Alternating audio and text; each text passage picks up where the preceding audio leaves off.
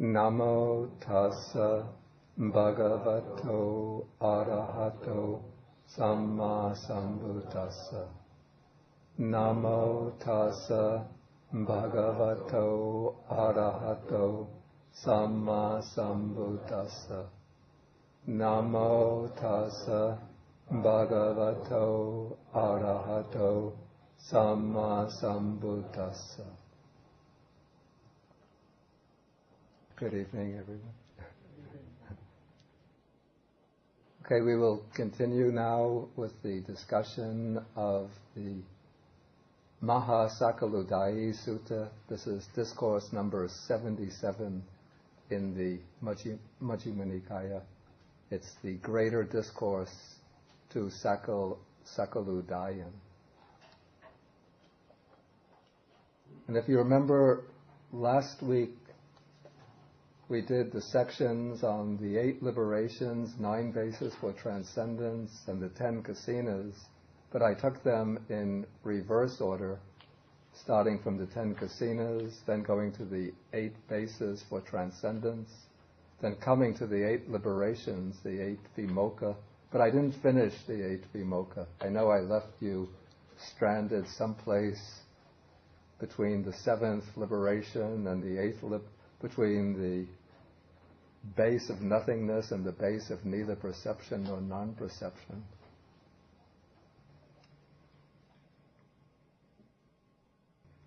Okay, so to advance from the base from the base of nothingness to the base of neither perception, the base of neither perception nor non-perception, the meditator has to consider that the base of nothingness, as elevated as it is still relatively coarse or gross, and that beyond this there is a higher attainment, the base of neither perception nor non-perception, which is still more peaceful, still more equanimous, in which the equanimity is still more refined, and which is still more exalted or elevated in the development of samadhi. We have to remember that these are all, though they're called liberations, vimokkha, the word liberation here is not used in the sense of liberation from samsara or liberation from defilements. Maybe that is why in Pali and in Sanskrit 2 different words are used to indicate the ultimate liberation and these liberations of mind. The ultimate liberation, the word is vimutti, and these liberations of mind, the word is vimokkha. So they're both based on the same root with the same prefix.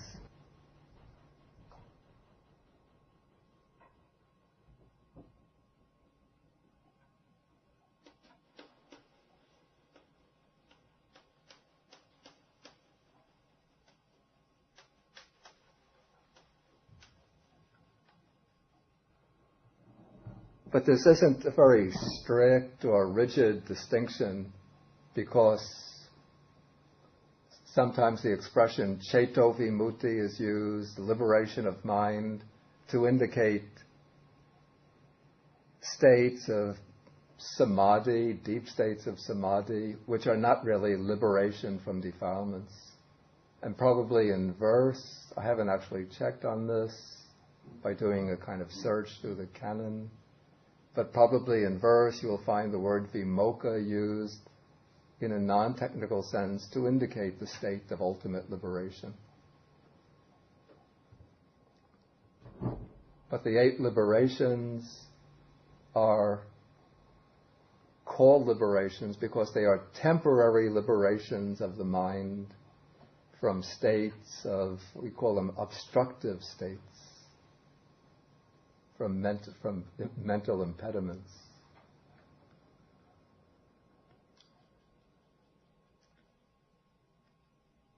Okay, so the meditator now considers the base of nothingness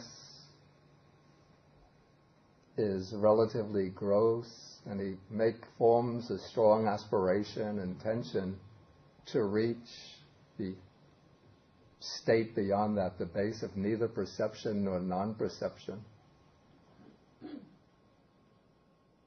And then he does this first by refining and mastering his attainment of the base of nothingness. Then what he does is to take as the object of his concentration the consciousness of the base of nothingness. And so it's a kind of bending back of the beam of awareness, the beam of consciousness, upon the consciousness in the base of nothingness. And so when the mind becomes fully absorbed in the awareness, or in the focusing upon that consciousness in the base of nothingness, there arises the state of absorption or samadhi called the base of neither perception nor non-perception. And this base of neither perception nor non-perception takes as its object the consciousness of the base of nothingness.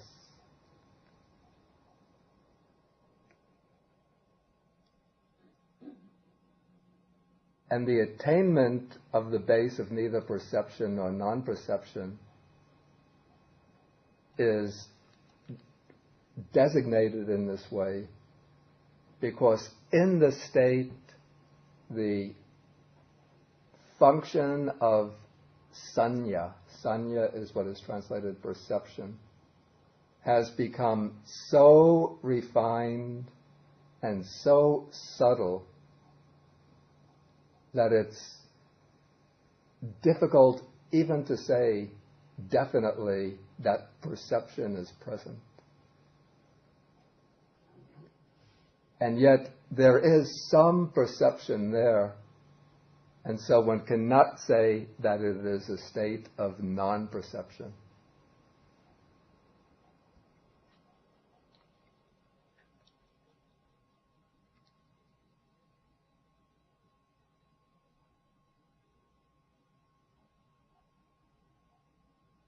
Sometimes in the Visuddhimagga, a simile is used to illustrate this. I'll give maybe a modern, updated version of the simile. It's like when you have a tube of toothpaste, and maybe you ask somebody who's going to the shop, and you say, "Please get me a tube of toothpaste. I don't have any more toothpaste." And then your friend goes to the shop, comes back, and you ask, "Did you get the toothpaste?" And friend says, "Oh no, I forgot to get it." And then the friend is upset, and you say, "Don't worry, there's still a little bit more toothpaste in my old tube. I'll manage to squeeze it out and use it for 2 or 3 more brushes." And so you could say when there's that little bit of toothpaste left in the tube, on the one hand you can't say that there's toothpaste in the tube, because looking at it from one angle you would say that there's no more toothpaste in the tube. Yet looking at it from another angle, you can't say definitely, completely, that there's absolutely no toothpaste left in the tube. There is just a little bit of toothpaste that can be used for a few more times of brushing the teeth. If you squeeze it and roll up the base of the tube and then push out the top, you get a little bit of paste. And so with perception, all the other mental functions, feeling, volition, attention, all those mental functions, those mental activities have now been brought to a state of such thorough quiescence that one cannot say that they are present. And yet they're like that little bit of toothpaste left in the tube. One can't say that they're completely absent. If you really look thoroughly and deeply enough, you see, in fact, one knows that there is some perception going on because one is aware of that state, that there's some feeling. It's a very, very absolutely tranquil and refined feeling, completely peaceful feeling, but there is a feeling there. Okay, now this base of neither perception nor non-perception, that is, according to Buddhism, that is the absolutely highest point in the development of samadhi, purely as an exercise in samatha, that is, in quieting and stilling the mind. And if you remember the story about the Bodhisattva's quest for enlightenment, when he studied under the different teachers, the meditation masters of his time, under those teachers he mastered the base of nothingness. Under one teacher, the base of nothingness. Then under the second teacher, he mastered the base of neither perception nor non-perception. But he didn't remain satisfied with those attainments, but went out to seek a different path to enlightenment. Okay, so what comes next, the state called the cessation of perception and feeling. This is called Sanya Vedayita Nirodha in Pali. That is called here the eighth liberation. This is not just one more attainment along the scale of samadhi, but this is an attainment that is accessible only to the noble ones, to the Aryans. And according to the Visuddhimagga, the commentaries, it's accessible only to non-returners, anagamis, and arahants.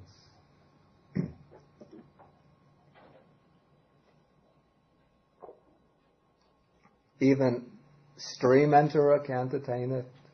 Even a once returner can't attain it.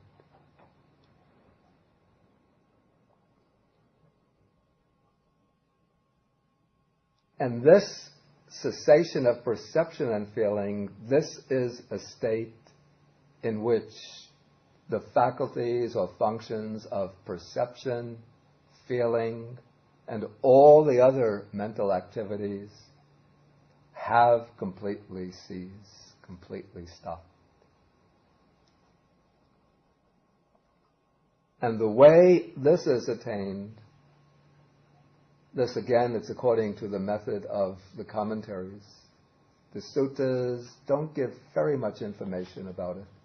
There's some information in Majjhima Nikaya Sutta number 43.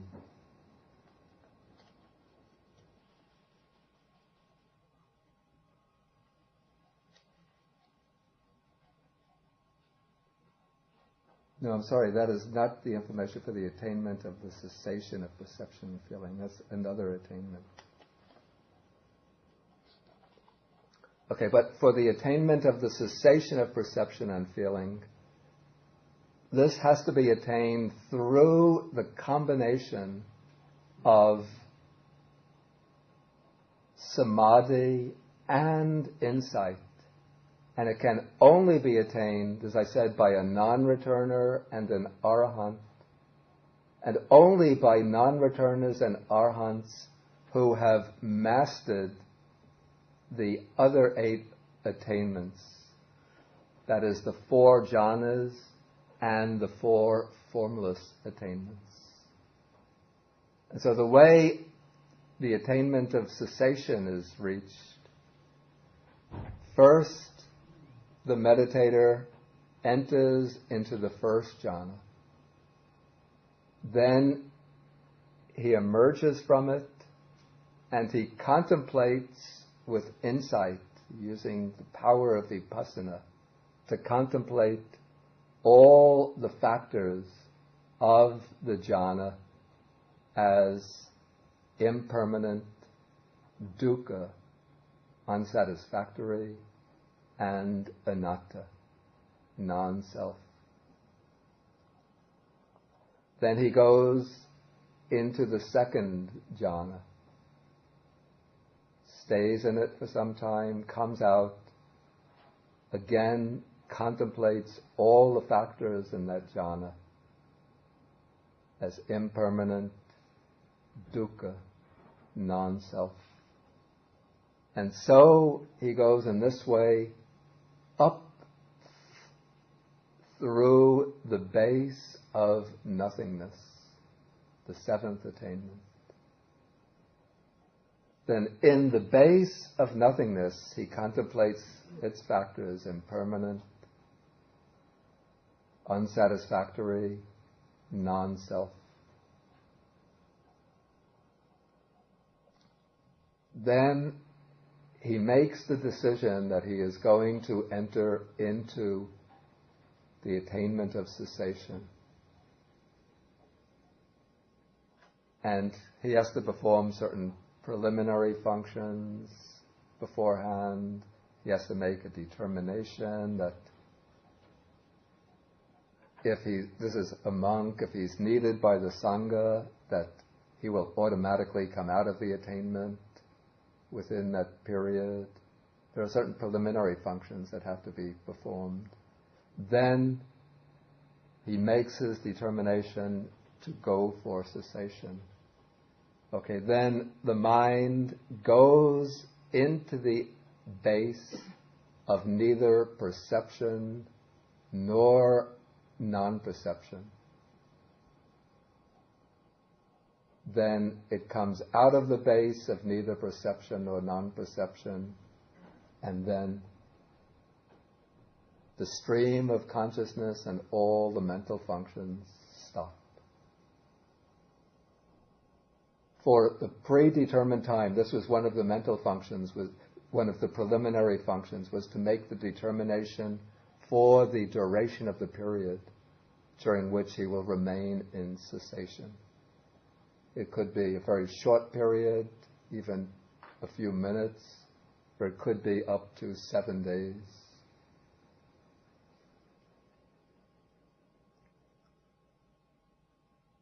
Okay, and then when that predetermined period comes to an end, then he will automatically come out from cessation, and then consciousness will arise again. In fact, now I remember, I think, where that discussion is. It's in Sutta number 44.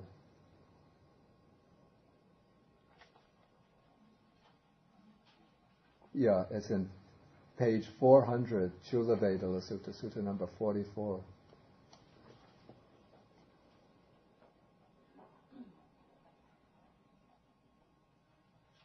It's really not very detailed. It's actually on page 399. How does the attainment of the cessation of perception and feeling come to be?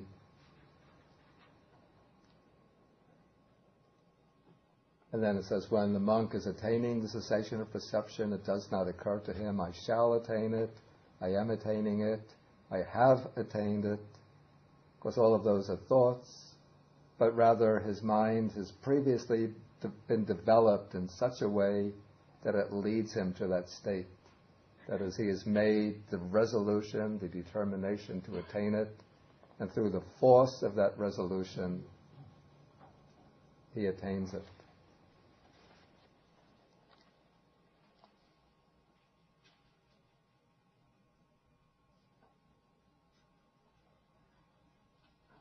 Okay, so this is the 8th liberation, the attainment of cessation.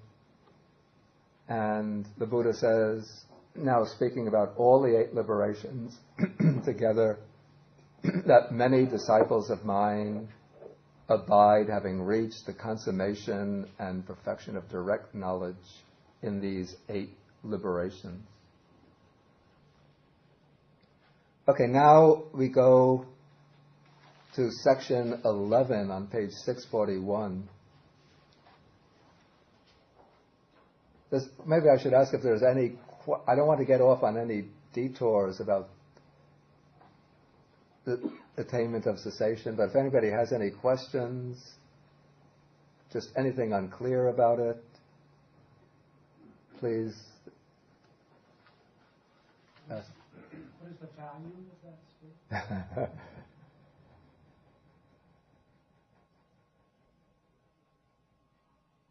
It's a good question.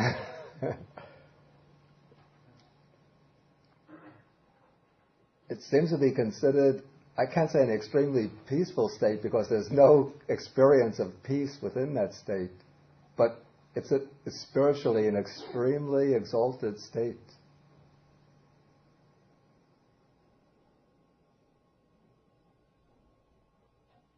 Since it's attained mainly by arhants, one can't say that it has instrumental value for some higher attainment beyond it, that one uses it as a support for some higher attainment.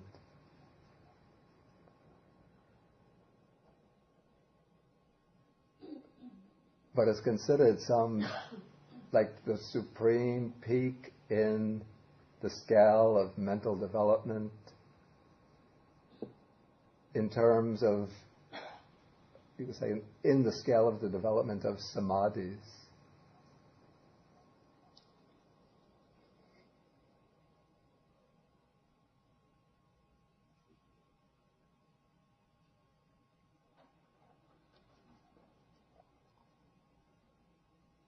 Any other questions? Yeah.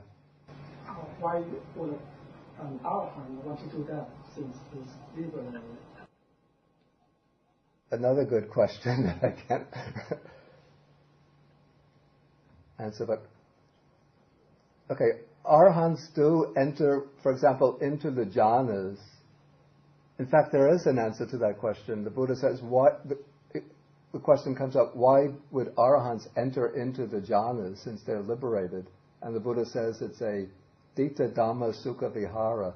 It's a pleasant abiding in this very life, a pleasant way to dwell in this very life. And similarly, all of the jhanas, the formless attainments, are also pleasant ways to dwell in this present life. And similarly, in the attainment of cessation, there's no feeling of pleasure, no feeling of the mind being happy. What it's like, it's inconceivable to me. But apparently it's considered to have some supreme value. And it's said that when a monk comes out of that state of cessation and then goes on alms round, then alms offerings that are given to him by lay people become extremely meritorious, much more meritorious than on ordinary occasions. So that is why some monks, in the time of the Buddha, out of compassion for lay people, they would just go momentarily into cessation before going on alms round. I think Venerable Mahasakuludayi, used to do that. And then go on alms round to make the alms more meritorious.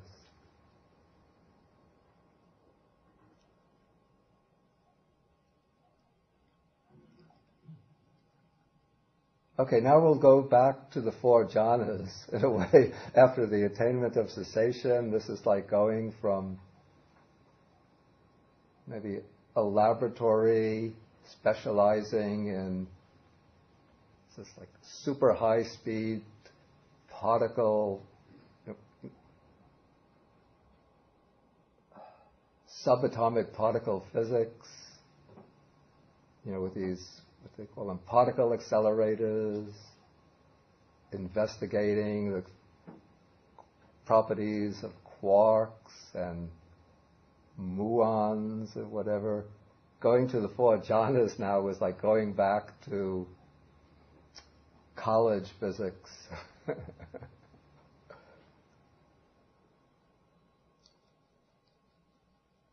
Okay, so in paragraph 25, and we've gone through the jhanas at least by way of studying them many times. But again, I'll repeat. The Buddha says, I have proclaimed to my disciples the way to develop the 4 jhanas.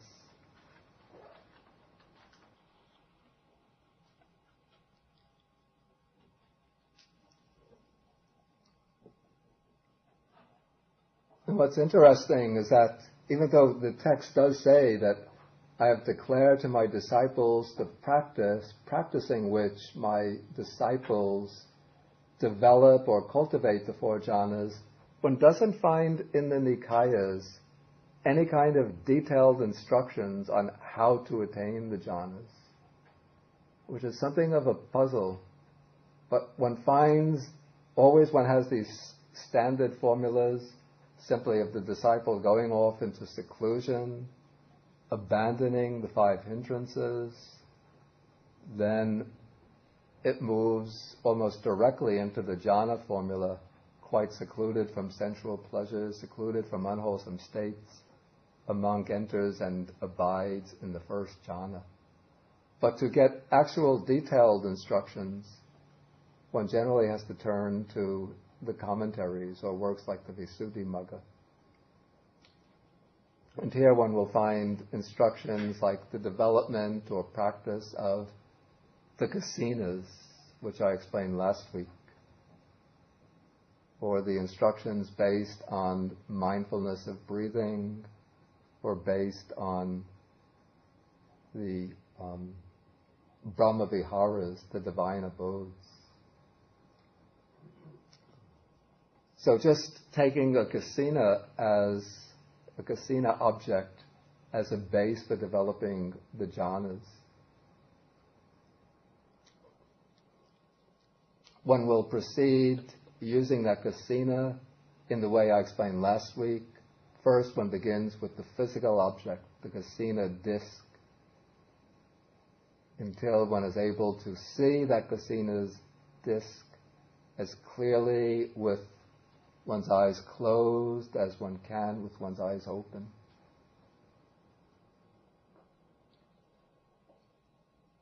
And when one can do so, then it's said that one has acquired, or that one has gained the acquired sign, or the learning sign. And in trying to obtain the acquired sign, different obstacles will come up. This will be the obstacles presented by the 5 hindrances. And then one might have to leave aside the main meditation object, the kasina object, and use specific antidotes to these hindrances, to these obstacles. Especially the main obstacles that come up are sensual desire and ill will. Those are the gross obstacles.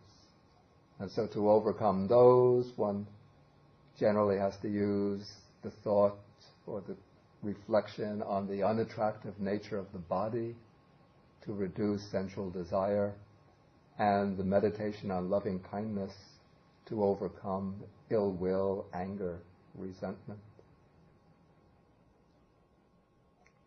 Then the subtler hindrances will come up in the form of dullness or drowsiness, restlessness, or doubt. And those have their own specific hindrances, their own specific antidotes. The meditation on light, or sometimes is one antidote to dullness and drowsiness. A calming meditation object like mindfulness of breathing is one antidote to restlessness, and then reflection or examination of the text is an antidote to doubt.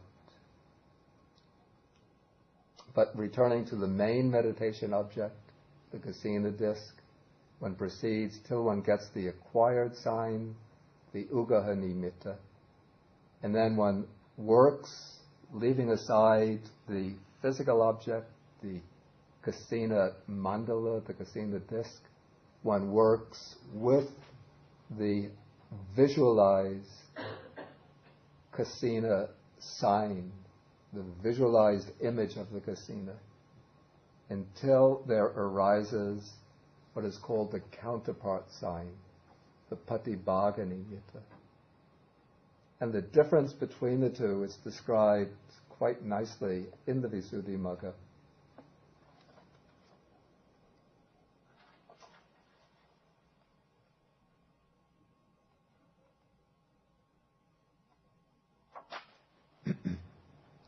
It says the difference between the learning sign, that's the acquired sign, and the counterpart sign is this. In the learning sign, any fault in the kasina is apparent.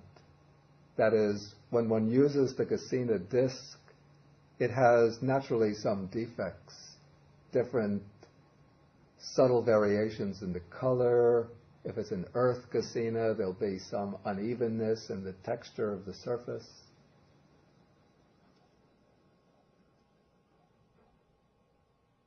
And even though it's visualized very clearly, but it still is like an ordinary visualized, like an ordinary object that's seen with the eyes. But now the text continues, but the counterpart sign appears as if breaking out from the learning sign, and 100 times, 1,000 times more purified, like a looking-glass disc drawn from its case, like a dish made of mother of pearl that has been well washed, like the disk of the moon coming out from behind a cloud, or like a flock of cranes against a thundercloud.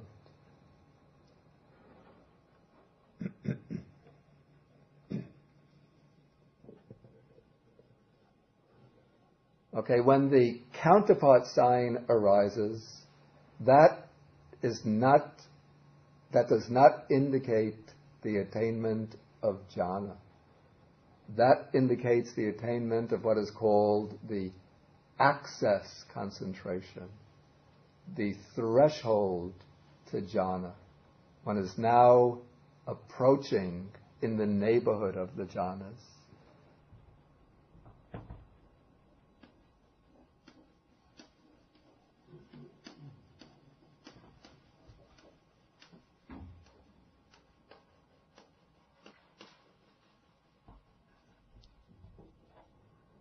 But with the attainment, the arising of the counterpart sign, the 5 hindrances are now dispersed and do not cross the mind, come into the mind. And the mind is now well concentrated on its object.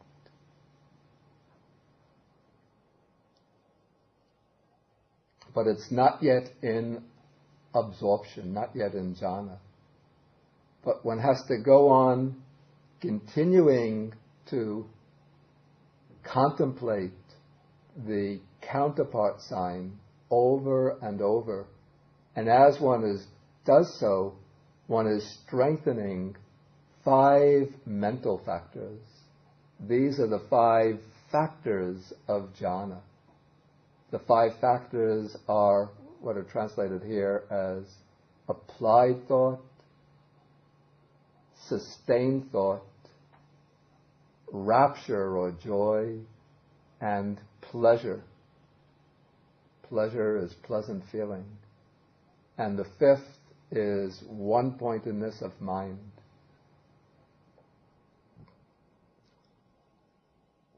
One doesn't really develop rapture and pleasure. Those just accompany the process of development. but one develops the concentration by continuing to apply the mind to the object and keep it anchored there. That is applied thought and sustained thought. It's not thinking, the word thought is used, it's not thinking about the object. This is a problem of translation, but there are mental factors called Tucker and Vichara. Tucker applies the mind to the object, Vichara anchors the mind on the object. And one-pointedness of mind is what keeps the mind bound to the object, unified on the object in an increasingly, say, narrower and narrower focus. And as these 5 factors get strengthened, they eventually push the mind closer, sort of more and more deeply into the counterpart sign, until there comes a point where the mind gets full, you might say the mind gets enveloped or swallowed up in the counterpart sign, immersed in the counterpart sign. And that marks the attainment of jhana, the first jhana.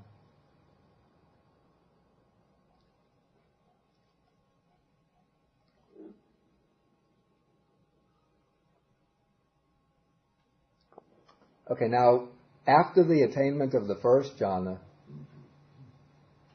the Buddha doesn't advise the meditator to go immediately and try to attain the second jhana.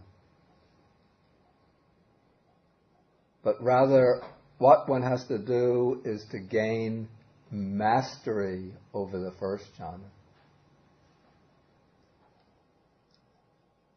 If one tries to master, to get the second jhana without mastering the first jhana, that's like somebody who's trying to learn one language.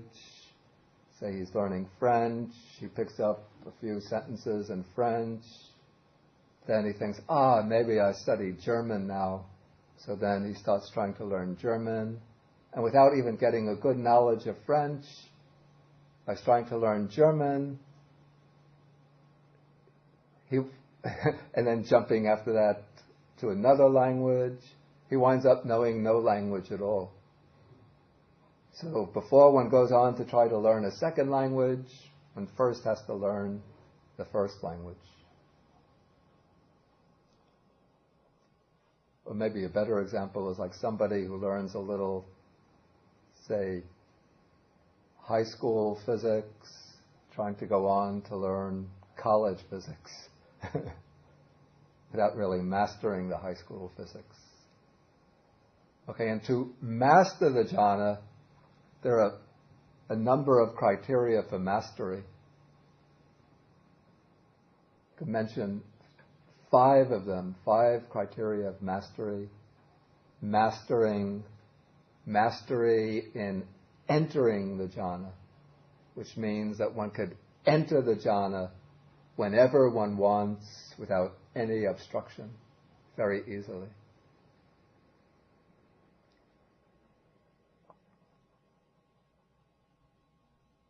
Then mastery in duration or extension, which means that one can remain in the jhana for as long as one wants. One could stay in it if one wants for an hour, and one will stay in the jhana for an hour. If one wants to stay in it for 2 hours, for 2 hours. Even if when it's very good, then I don't think it's necessary to be able to get the ability to stay in the jhana for a whole day in order to go on to get the second jhana. But there are some meditators who do get that ability. But I'd say to go on to the second jhana, perhaps one would have to be able to easily sit in the first jhana for 2 or 3 hours. And then mastery in emergence or coming out from the jhana. That one comes out very easily with a clear mind, not sort of after coming out one is wondering, where am I, what's been going on, but one comes out and the mind is immediately sharp and clear.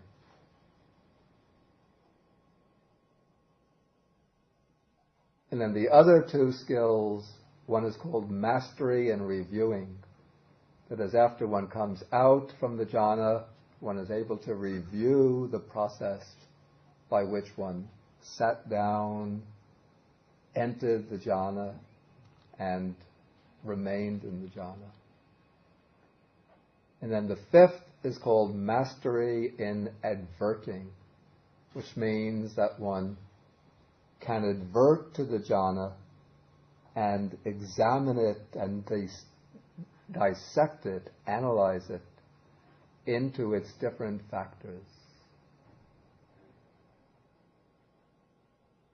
One sees, especially one is able to see the jhana factors within that jhana.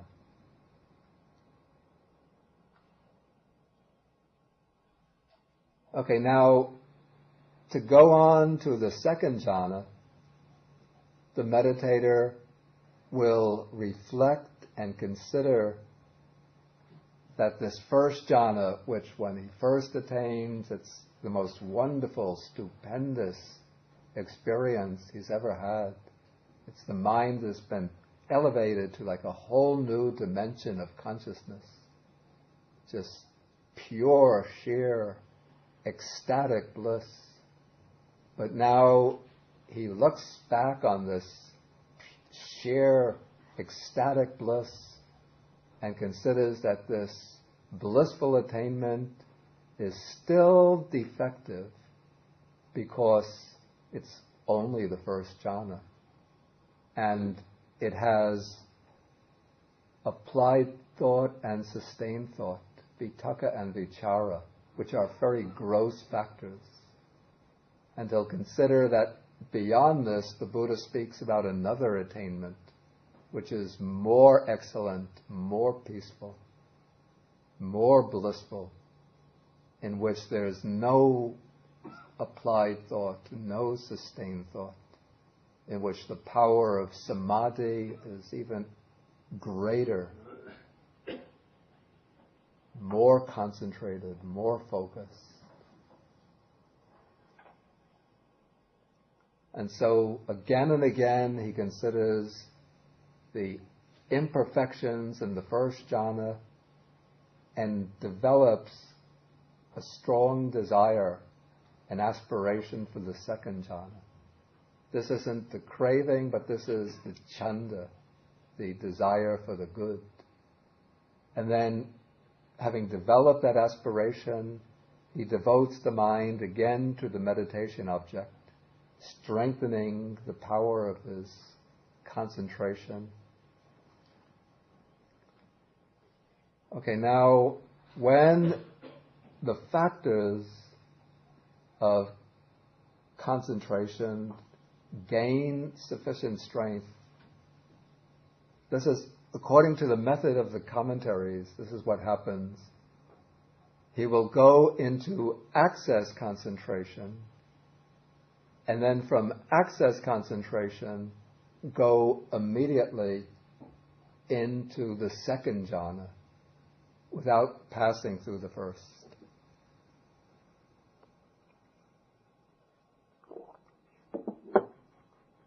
But from a meditator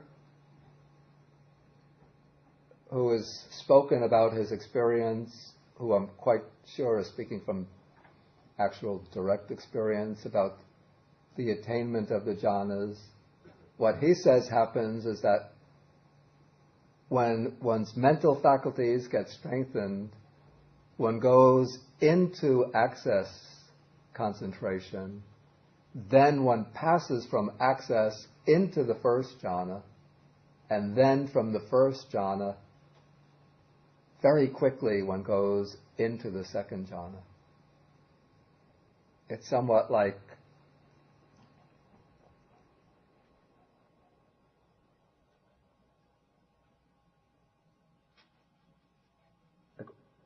running down along like a slippery hall and then one runs a certain distance and then stops, and what one has maybe very smooth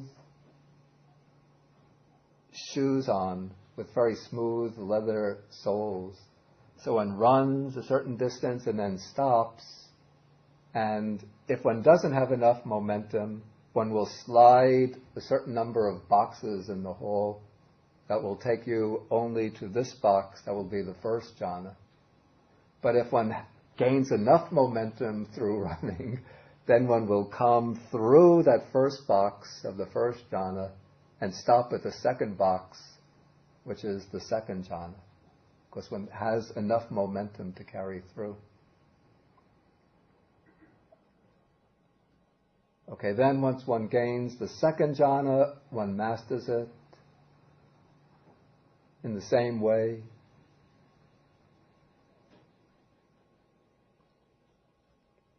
Then one considers that the second jhana, as excellent as it is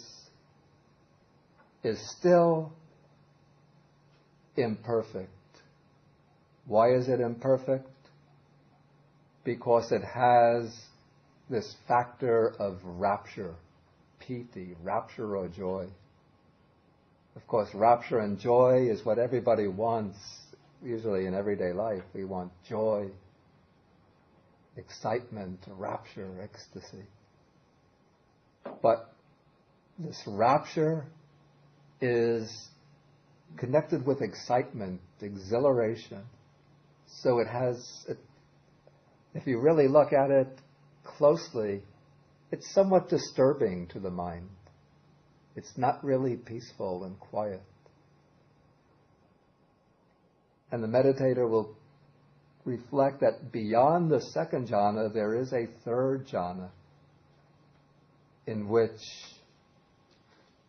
there is no rapture, in which there is this pure pleasure, pure happiness, separated from all of the excitement, exhilaration, the tingling and bubbling of rapture.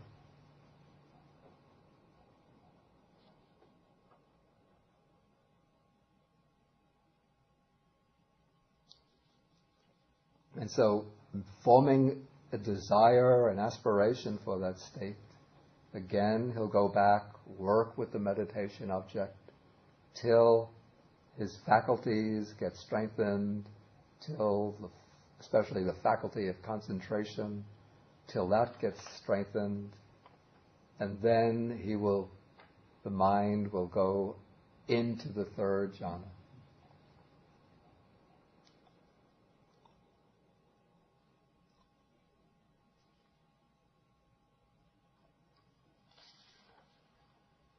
Okay, then having attained the third jhana, mastered the third jhana, again one applies the same process of reflecting on one masters the third jhana. Then one reflects on the defects in this third jhana. What could be defective in this state of pure pleasure, pure undisturbed happiness? Why is it unsatisfactory?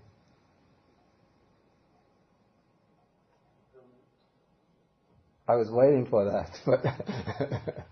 but it's not. This is not yet applying insight to the jhanas. But one is not considering it from that angle. One is considering it purely from the standpoint of samadhi, concentration. Why should the third jhana be imperfect? Is it maybe connected with the sense pleasures? I can't quite. Is it maybe connected with the sense pleasures? Oh, we left sense pleasures behind with the first jhana. Because there's another one to be attained. There's another one to be attained, but intrinsically, what is defective in the third jhana?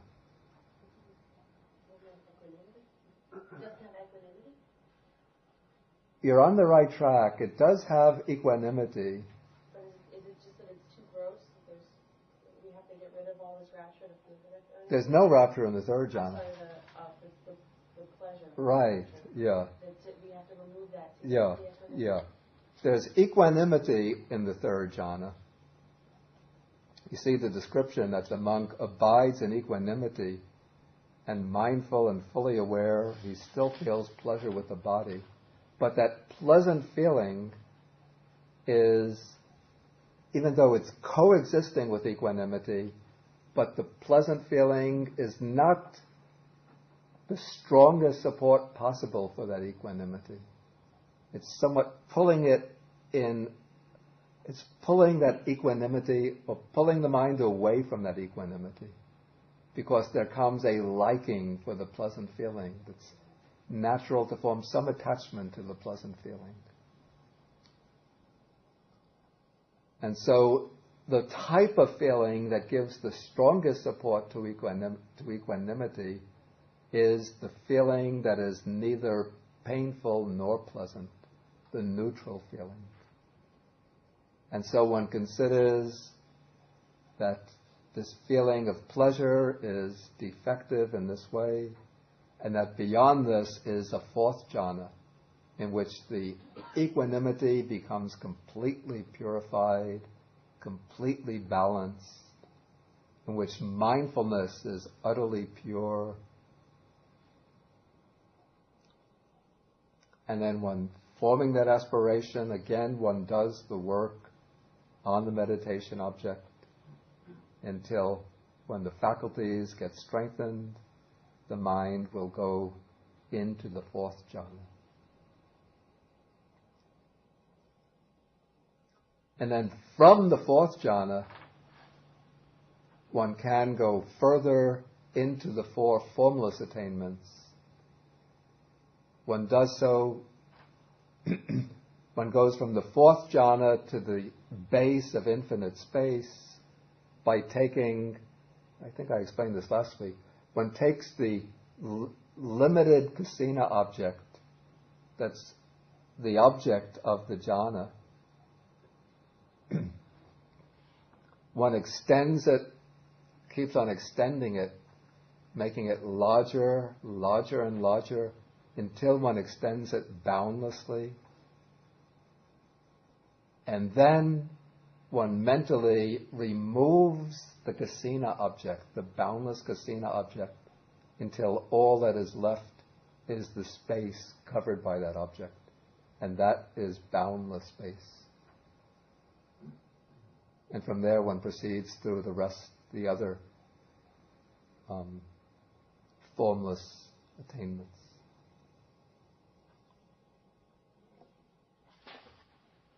Okay, any questions? Yes? Are the early jhanas filled with effort? Are they effortful because of the applied and sustained thought? The first jhana.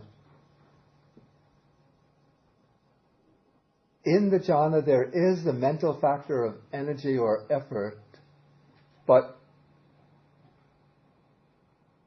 the way one is experiencing it, it's not that in the jhana one is making an effort to keep the mind on the object. I would say that consciously it is experienced as effortless. But there is that factor of energy or effort which is present in that jhana through the accumulated force of the prior effort which has been invested in the process of attaining the jhana. So the effort isn't experienced as being coarse? Excuse me? The effort isn't experienced as coarse as rapture may be? Well, say in the first jhana, all of the factors are relatively coarse. But one is taking the most prominent factors within the jhana are those that are called the jhana factors. And so those are the factors that the meditator takes specifically for reflection and consideration in the process of advancing from the lower jhana to the higher jhana. And so it's the work of Tucker and Vichara, applied thought and sustained thought. Those are the factors that are most obvious as being the coarse factors. And so those are the two that he will attempt to eliminate by moving to the second jhana. Why wouldn't these 5 factors be in the 37 aids for enlightenment?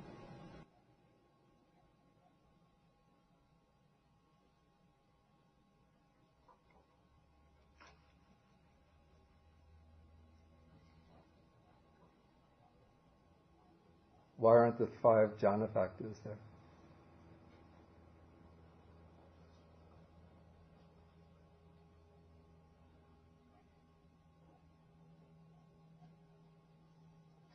Three of them are actually there, but under different names. The jhana factors as a set don't come within the 37 aids to enlightenment. Perhaps because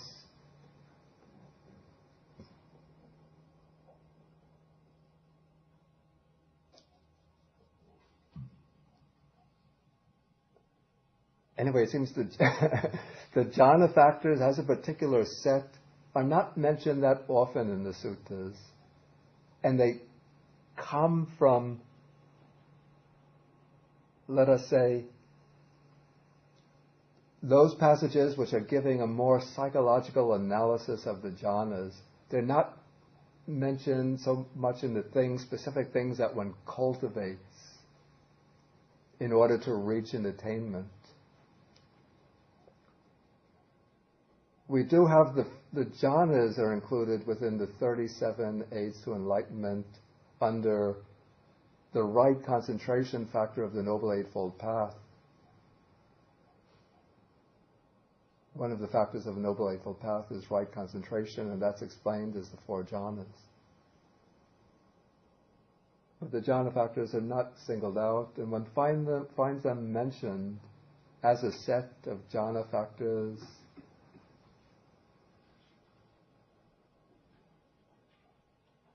only in a few suttas, again, which, as I said, are sort of reflectively giving a psychological analysis of the jhanas, not so much describing what are the things to cultivate to attain the jhanas.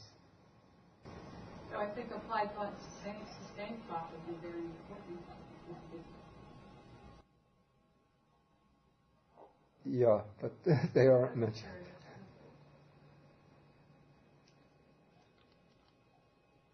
In the 3rd jhana, there's the abandoning. No, that's the 4th jhana. Abandoning of pleasure and pain. Yeah. Previous disappearance of grief, of joy and grief. Yeah. Is that related to craving and aversion, pleasure and pain?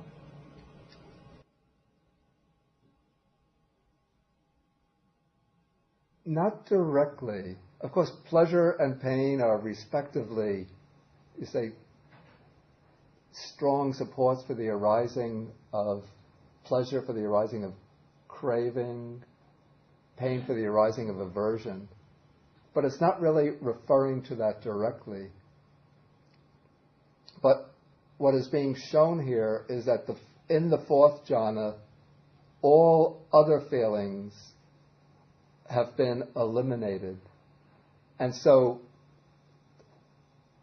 in one treatment of feeling is analyzed into 5 types, not simply pleasure, pleasant, painful, and neutral, but there are 5 classes of feelings. The pleasant feeling is analyzed into pleasant bodily feeling, which is here called pleasure, and pleasant mental feeling, which is here called joy. Painful feeling is analyzed into painful bodily feeling, here called pain, and painful mental feeling, here called, it's not really grief, but you call it some degree of displeasure. Okay, in the 4th jhana, all of these 4 feelings are absent. Bodily pleasure, bodily pain, mental joy, mental grief, they are all absent. And what remains is only this feeling that is neither painful nor pleasant.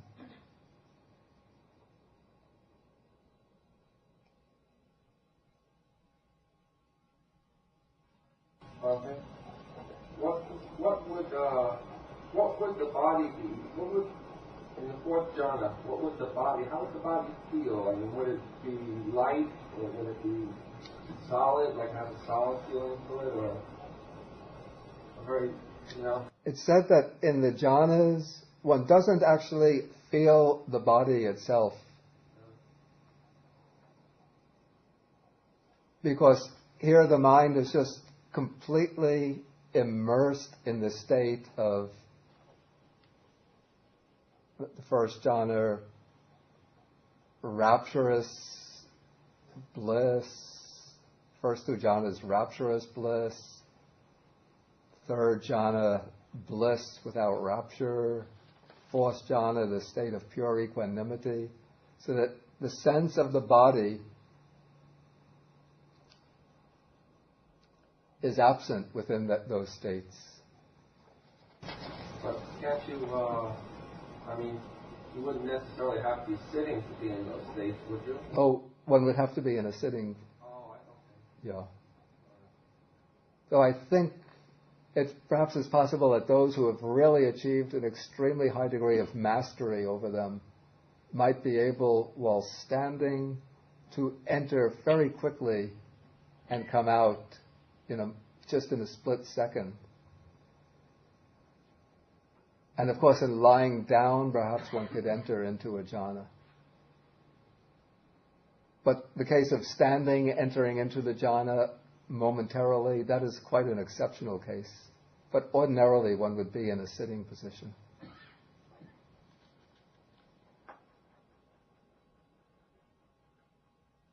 What about with insight meditation? Combined with that, isn't that supposed to uproot everything so that you would still be in this jhanic state along with the insight, the vipassana state, and that's supposed to be kind of your permanent, not permanent, but you're supposed to live in that state, aren't you? When one is developing the insight meditation, one will not be in the jhana at that time. One can be developing the insight very soon after one emerges from the jhana, so that the insight is sort of suffused with the power of the jhana. But the insight, the mind, the way the mind is applied for developing insight requires the use of certain faculties, certain mental functions that are not operative within the jhana. The capacity for observation, analysis, attention to changing objects of perception. And that is absent within the jhana. In the jhana there is, you call it a solid state object of perception, unchanging, unfluctuating.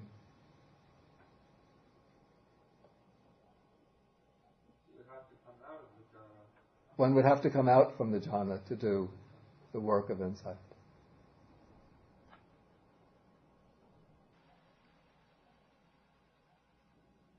Any further questions?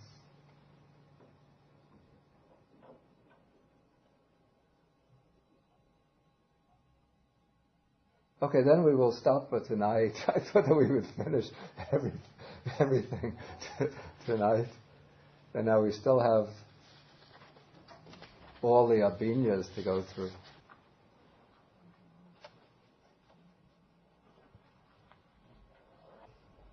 Okay, we will do the sharing of the merits.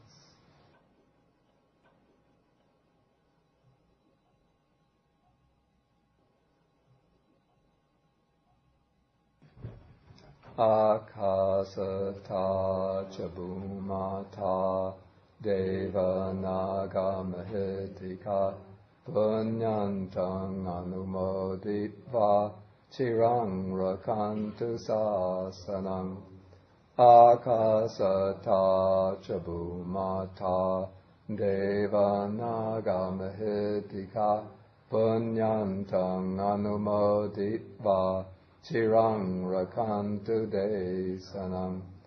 Akasata ca bhumata deva naga mahitika punyantang anumoditva chirang rakantu mang parang.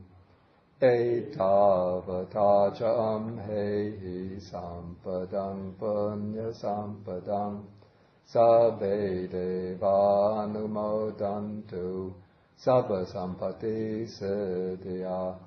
Etavata ca amhehi sampadang punya sampadang sabbe bhuta anumodantu sabba sampati siddhya. Etavata ca amhehi sampadang punya sampadang sabbe sattanumodantu sabba sampati siddhya.